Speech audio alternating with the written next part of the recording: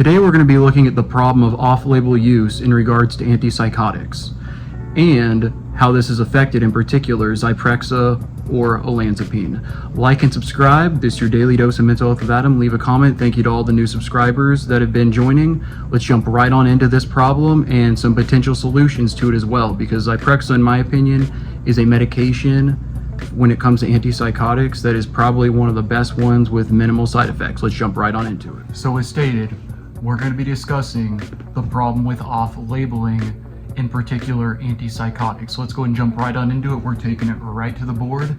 And if you can't see anything because of light, I'm going to go over it all anyway. So let's jump right on into it. So it's about, once again, olanzapine, Zyprexa.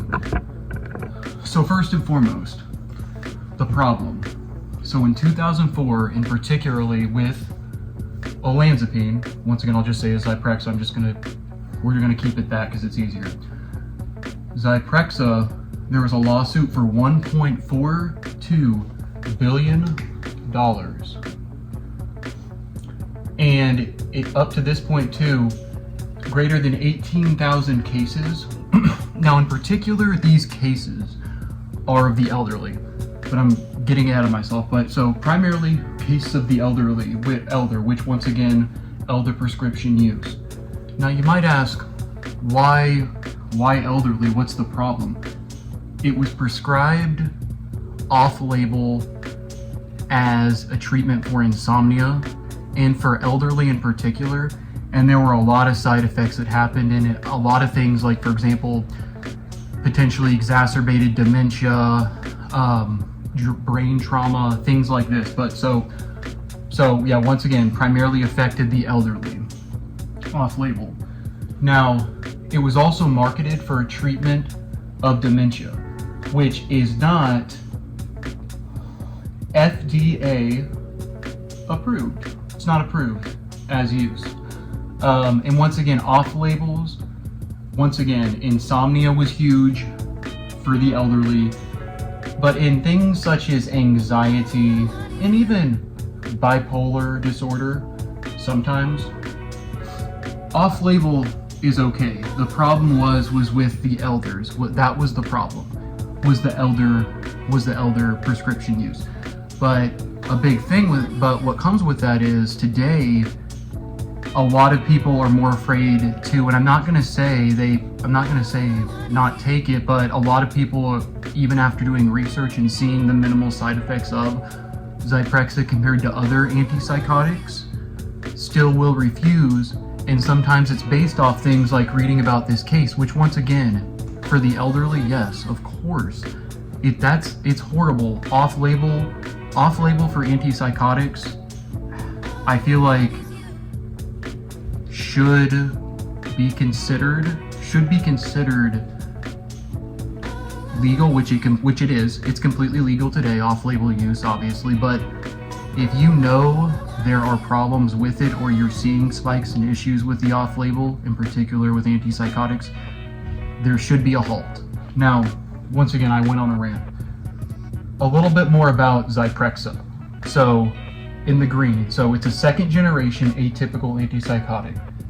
Also, a big thing, a big problem today is people are like, oh, there isn't enough studies on it. Actually, it is the most studied antipsychotic and the most research money has went to it, although there should still be more.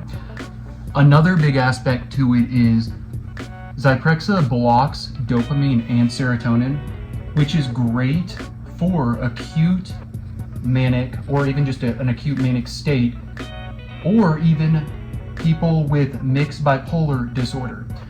Now, in the psych setting, seeing this, I will say that it's a great medication, in my opinion, for somebody after they've been through a psychotic episode per se, and it's a treatment they use for the next 3-4 months. I would say, in my opinion, that is what I see people having the most success with. It can be good in IM form as well, for patients who are allergic to things like Benadryl, Ativan, Haldol. But the other thing is, I will say, is it's a proven treatment of schizophrenia. Now, that's great because once again, there are studies, and the most studies, and it's been shown and approved for a treatment of schizophrenia. Now, back on what I will say about off-label use for patients, for example, there are patients who do take it, younger patients who it's off-label prescribed for things such as anxiety, depression, sleep. And here's the thing: they know they know everything has risk, but in particular, education is always essential. But I will say though, once again, off-label use is completely legal, but the big problem was how they were prescribing it to elderly, which, looking at it today, has affected a lot of people's care because they are afraid to try any antipsychotics or even the one that has the less side effects. Now, once again, for side effects, best treatment. So in the solution of this, best treatment, yes. Minimal extrapyramidal side effects. So that's things such as tardive dyskinesia, dystonia, problems with your gait, etc. You know, a lot of antipsychotics, when it comes to EPS, it's very common, but I will say with a lot of times patients I have seen who take Zyprexa, not an issue, which is huge. Now, weight gain is minimal compared to other antipsychotics. This is true. All antipsychotics, there are problems in regards to weight gain. However, once again, it's been the most studied, and in regards to antipsychotics, yes, weight gain can happen, but it is not as much as other antipsychotics, which leads me into something that's very important. If a patient is prescribed it, or somebody is prescribed it for off-label use today for things such as anxiety, bipolar, they should always be educated about the potential of weight gain and hyperglycemia, which is high blood sugar. They should continue to get their labs drawn.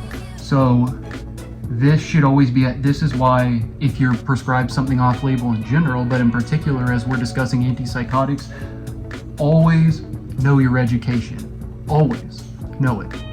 Once again, the whole reason I do this video was educational purposes and to spread mental health awareness. Now, let me go ahead and review something all in all for everyone. So, once again, the problem of this is the off-label use of antipsychotics in particular. They found that with the elderly, it was a big no-no. It was being prescribed once again for insomnia, the not elderly people, or just elder adults not sleeping, and that's what most of the case is today. So to anyone out there wondering, oh, if it's for an antipsychotic purpose, and you're reading saying, oh, looking at how it's so bad, remember, the cases you're probably reading about in regards to this are the case of 2004, and if you're looking at the case, primarily these cases are in regards to elderly patients. It's a lot more elderly.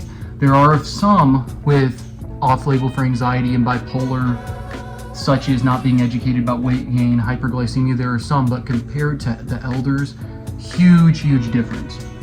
So in summary, once again, the solution is there needs to be more awareness about Zyprexa and antipsychotics in general, because if there isn't, there's going to be a huge problem with patients not wanting to try antipsychotics if they have a diagnosis of something such as schizophrenia, which leads to more problems. But also, education is huge.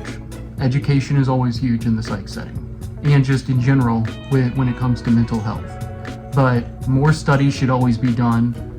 I will say Zyprexa has the most studies and minimal side effects. This is your daily dose of mental health with Adam. Please like and subscribe. We're going to drop more videos like this, and look out for the next video dropping in the next 2 to 3 days. I love you all. Leave a comment. Thank you to all the new subscribers out there. I greatly appreciate it.